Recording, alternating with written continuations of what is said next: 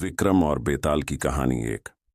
उज्जैनी के महान राजा विक्रमादित्य प्राचीन भारत में उज्जैनी नामक नगर पर राजा विक्रमादित्य का शासन था। वे न केवल एक पराक्रमी योद्धा थे, बल्कि न्यायप्रिय और बुद्धिमान भी थे। उनके राजमहल का वास्तुशिल्प भव्य था। विशाल स्वर्ण जड़ित खंभे और सिंहासन उनकी महानता को दर्शाते थे।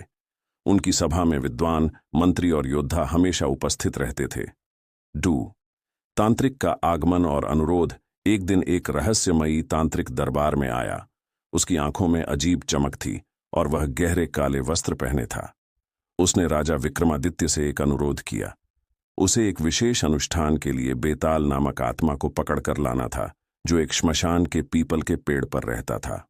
3 श्मशान की ओर विक्रम की यात्रा। राजा विक्रमादित्य बिना किसी भय के आधी रात को श्मशान की ओर चल पड़े। रास्ता अंधकारमय था।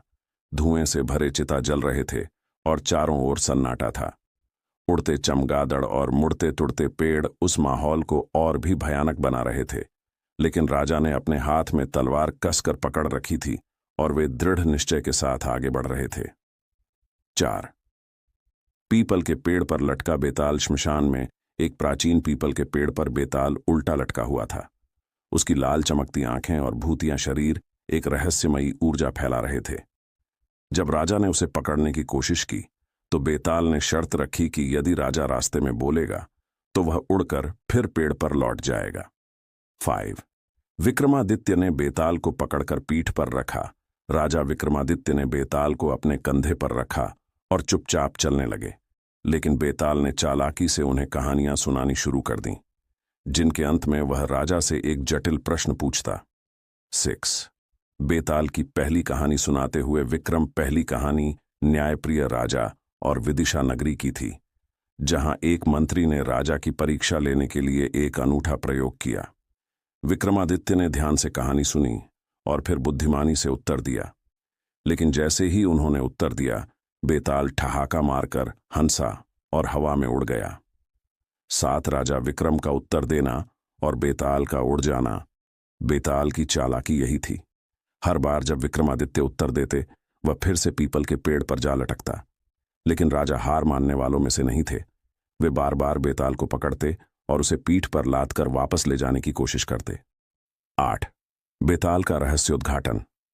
तांत्रिक का षड्यंत्र। आखिरकार जब यह क्रम कई बार दोहराया गया तो बेताल ने विक्रमादित्य को एक गंभीर रहस्य बताया। उसने कहा कि वह तांत्रिक राजा को धोखा देकर बलि चढ़ाना चाहता था ताकि वह अमर हो सके। यह सुनकर राजा चौंक गए, लेकिन उन्होंने खुद को शांत रखा और एक योजना बनाई। 9 तांत्रिक की यज्ञ वेदी और विक्रम की चतुराई। जैसे ही विक्रमादित्य तांत्रिक के पास पहुंचे, उसने यज्ञ शुरू कर दिया।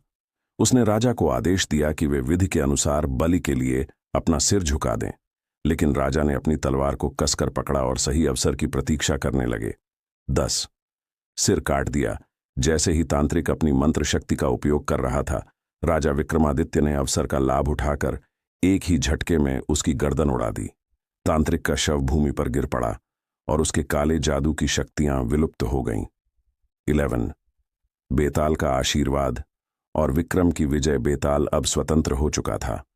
उसने राजा विक्रमादित्य को आशीर्वाद दिया और कहा कि उनकी बुद्धिमानी और साहस के कारण वे हमेशा महान राजा के रूप में याद किए जाएंगे।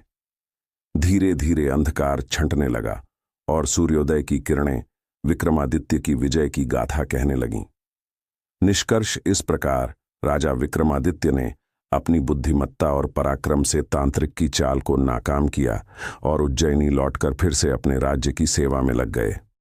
उनकी यह कहानी सदा के लिए न्याय, साहस और धैर्य का प्रतीक बन गई।